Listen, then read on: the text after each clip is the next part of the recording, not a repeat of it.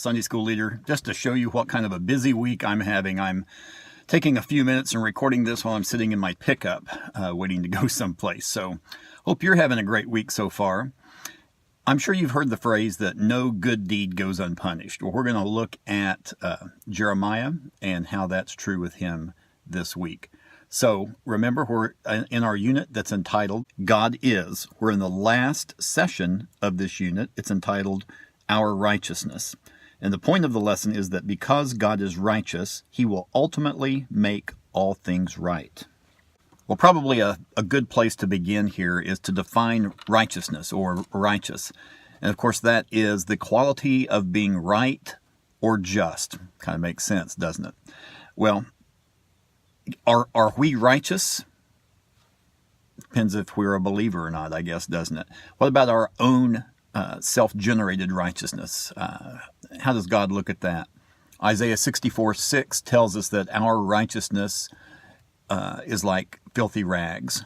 And while we may think of a filthy rag as being that rag I use to check the oil in my car and it's kind of gritty and greasy, literally that it means a menstrual rag. And so that kind of gives us a clue as to what our righteousness is compared to God. Okay? Now, we're looking in Jeremiah chapter 33. And Jeremiah, of course, is a prophet. He's a prophet to Judah. Judah is that southern kingdom composed of two tribes. And he foretold of the coming judgment, the coming captivity by the Babylonians. And the leaders did not like that at all. The king and other leaders there in Judah did not like it. In fact, they had him imprisoned. And why was the judgment coming? Well, Judah had fallen into serious idolatry, and God can't let that go unpunished.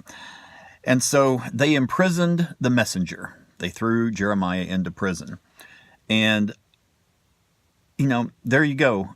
No good deed goes unpunished. Jeremiah is doing exactly what he's supposed to do. He's called by God. He's doing God's work. He's a prophet, and he's thrown into prison. So I guess that should give us a little comfort when things aren't exactly going our way. That doesn't mean that God's punishing us.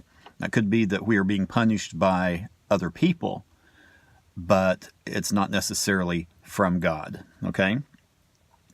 Now, I can imagine being in prison, though, even though he knew he was doing what he was supposed to, that Jeremiah might feel abandoned by God. I'm doing what I'm supposed to do, and here I am in prison. I can't proclaim God's message now because I'm in prison. But God comes to him and speaks to him in a very personal way. And that personal message is what's commonly known as God's phone number, Jeremiah 33:3. I remember back in the days when a phone number was a word followed by a number. Like in a lot of the old movies, you'll hear Klondike 5, blah, blah, blah, blah, okay? And so kind of relating that to this is Jeremiah 33:3. All right, and what does that say? Call to me, and I will answer you. All right, that was a personal message to Jeremiah. But I think that can apply to us as well. It's on us to call on God, and he will reveal things to us. So here's the message that Jeremiah received while he was in prison. What you warned the leaders that was going to happen, it's about ready to happen. The Babylonians are going to attack, and they are going to win. The houses and even the royal palace, they're going to be filled with dead bodies. Now, that's not a pretty sight. And especially you think of the royal palace, it would be the safest place, but that's not even going to be exempt from the destruction. God said, I have warned, I've used you, I've warned people, now I'm going to judge. That's the bad news. But there's good news on the tail end of this. This is going to take several years to come about.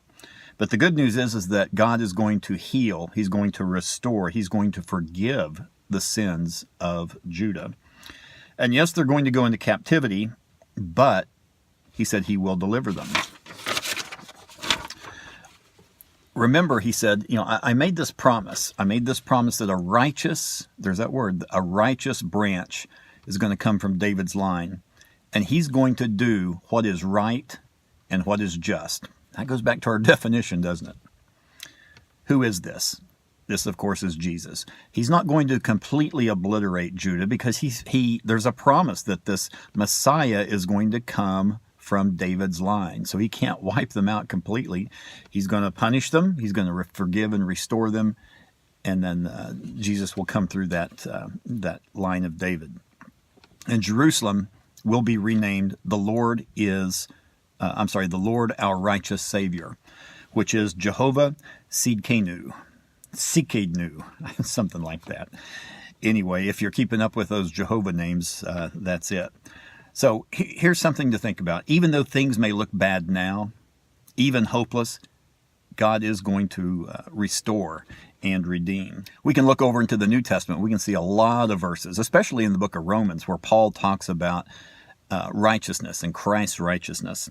And we can look in the Corinthians letters as well. 1 Corinthians 1:30 talks about Christ being the righteousness of God. What about us? Are we the righteousness of God? You may initially say, well, no, we're not. That's Christ. We can look in 2 Corinthians 5:21. And because of Jesus, we can become the righteousness of God. That's pretty amazing. Well, remember, our own righteousness is like filthy rags. That's bad news. But through Christ, if we believe in him, he becomes our righteousness, and therefore we become the righteousness of God. And we should live that way as well, shouldn't we? All right. I hope you have a great week. I hope it's not quite as busy as my week, but have a good one. Pray for your class.